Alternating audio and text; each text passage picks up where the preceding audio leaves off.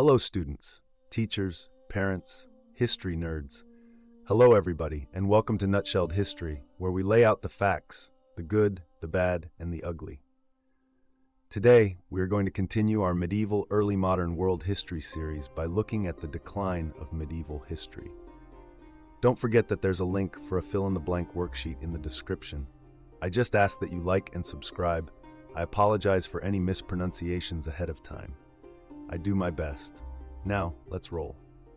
In the 1300s, Europe was ravaged by a series of terrible events. The combined effects of famine, war, and disease seemed to plunge Europe into darkness. Famine and warfare strike between 1315 and 1317.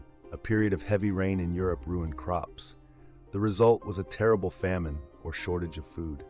Soon afterward, France and England began fighting what became known as the 100 Years' War. This was a new kind of conflict in Europe, a war between nations. Fighting lasted from 1337 to 1453. Rural areas in particular suffered, as roaming armies destroyed crops and brought starvation to peasant communities. By the end of the war, the use of new cannons and guns signaled the coming end of the age of mounted knights and castles. What was the Black Death? In 1347, Europe was struck by a widespread outbreak of a disease called the bubonic plague. The plague came to be known as the Black Death. Scientists believe it began in Asia and spread to Europe through trade networks. The illness spread rapidly, killing as many as a third of all Europeans. The Muslim world also suffered terrible losses. As the Black Death raged, people fled to the countryside to avoid contact with the sick and dying. Villages and towns were deserted. Terrified people looked for someone to blame.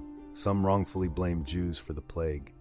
Many Jews were killed or forced to leave their homes. What were the effects of the Black Death? The plague sharply changed medieval society in Europe. In the old medieval order, everyone had a fixed place.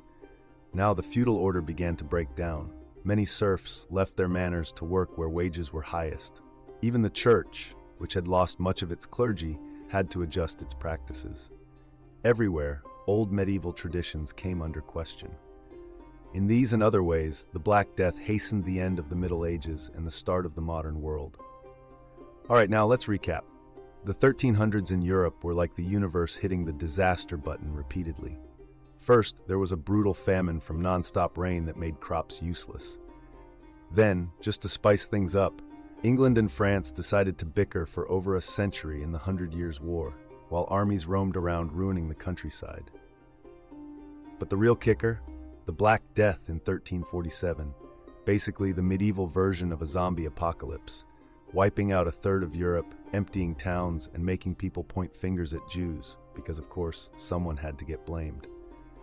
With so much chaos, the social order collapsed, serfs started job hopping, and the Middle Ages slowly fizzled out, making way for something new. There you have it, folks.